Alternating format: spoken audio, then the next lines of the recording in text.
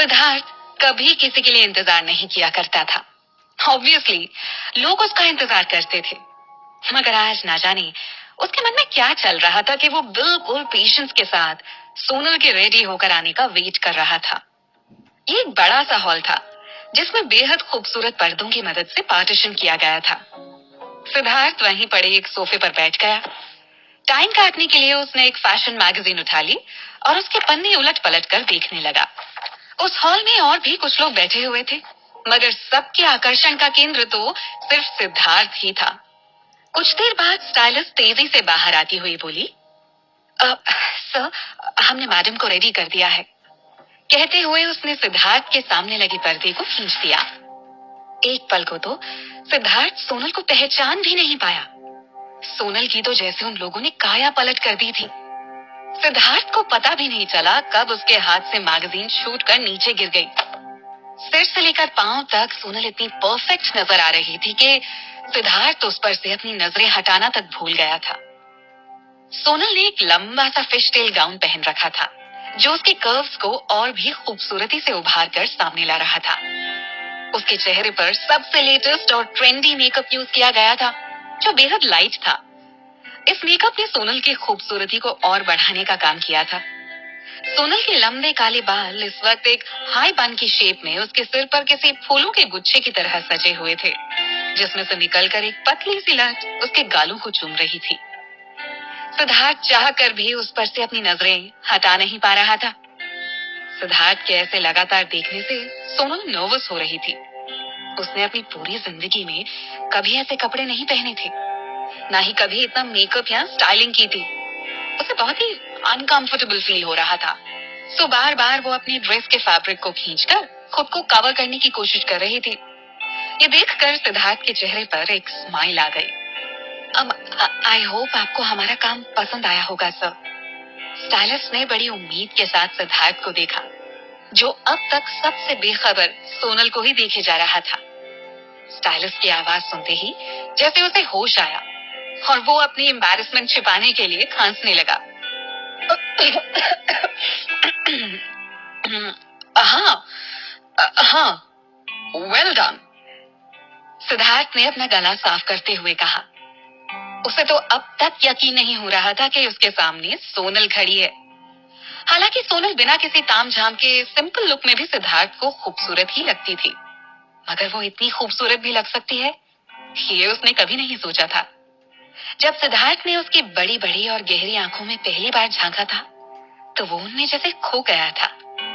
ऐसा लगता था जैसे उसकी खूबसूरत आंखें अभी उसके दिल का हाल बयां कर देंगी।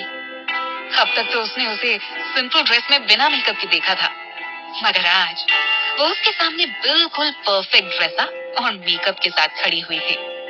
और कुल मिलाकर आज सोनल के सामने सिद्धार्थ की पर्सनालिटी भी थोड़ी फीकी ही लग रही थी।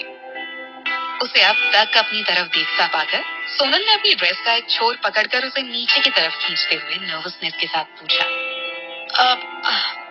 मैं ठीक तो लग रही हूँ ना? सोनल ने पहली बार ऐसे कपड़े पहने थे। न केवल ये ड्रेस बहुत शॉर्ट थी, बल्कि बहुत ज्यादा टाइट भी थी और उसकी बॉडी से बिल्कुल स्किन की तरह चिपकी हुई थी। सोनल को ऐसा फील हो रहा था जैसे उसने कुछ पहना ही नहीं है। सिद्धार्थ ने उसके पास आते हुए उसे ऊपर से नीचे तक देखा और अपना गला साफ करते हुए बोला, नॉट बैड। मगर मन ही मन बड़बड़ाया, अरे यार, किससे पता था कि ये लड़की इतनी हॉट भी दिख सकती है? आर यू श्योर ये ड्रेस ठीक है? सोनल ने उसे हल्का सा ऊपर की तरफ खींचते हुए अपने चेस्ट एरिया को कवर करने की कोशिश करते हुए पूछा। सिद्धार्थ ने उसका हाथ पकड़ा और सोनल को बाहर निकालते हुए बोला, अब चलो भी, हमें डिनर के लिए लेट हो रहा है। थोड़ी ही देर में वो दोनों होटल ग्रैंड पैलेस के सेकंड फ्लोर पर मौजूद थे। ये एरिया स्पेशली डाइनिंग एरिया के तौर पर ही यूज किया जाता था। पूरे फ्लोर को बहुत ही लग्जूरियस प्राइवेट रूम्स में डिवाइड किया गया था। हर रूम का इंटीरियर एक से बढ़कर एक था। इंटीरियर के साथ ही यहाँ एक से बढ़कर एक कमाल की डिशेस भी अवेलेबल थी, जो पूरे शहर में सिर्फ यहीं मिलती थी। इंडिया के सबसे बेस्ट शेफ यहाँ इन डिशेस को तैयार करते थे। शहर के सबसे रईस और पावरफुल लोग यहाँ खाने का लुत्फ उठाने के लिए आया करते थे। ये अलग बात थी कि यहाँ प्राइवेट रूम्स बुक करने में अच्छे अच्छों की हालत खराब हो जाती थी। सिद्धार्थ सोनल को साथ लेकर एक प्राइवेट रूम के सामने खड़ा था। डोर ओपन कर अंदर जाने से पहले उसे जैसे कुछ याद आया और उसने आगे बढ़ते हुए सोनल का हाथ पकड़ लिया। उसके हाथों की गर्मी को महसूस कर सोनल के अंदर एक करंट सा दौड़ गया। ये कोई पहली बार नहीं था जब सिद्धार्थ ने सोनल का हाथ पकड़ा हो, मगर आज उसकी चुअन सोनल को कुछ अलग ही लग रही थी। उसने अपना हाथ छुड़ाने की कोशिश की, मगर सिद्धार्थ ने और मजबूती से उसका हाथ पकड़ते हुए कहा, चुपचाप ऐसे ही मेरे साथ रहना। सोनल को समझ नहीं आ रहा था सिद्धार्थ क्या करने जा रहा है। क्या सच में सबके सामने उसे अपने साथ लेकर जाना सिद्धार्थ के लिए ठीक होगा? अंदर जाने के बाद किसी भी चीज की फिक्र करने की जरूरत नहीं है। जो भी तुम्हारा मन हो वो सब कुछ आराम से खाओ, ओके? लेकिन सोनल ने परेशान होते हुए कुछ कहना चाहा, मगर सिद्धार्थ ने उसके होठों पर अपनी उंगली रख दी। उसकी नर्वसनेस को फील कर उसने सोनल की आंखों में देखते हुए कहा, डोंट वरी, मैं हूं ना तुम्हारे साथ।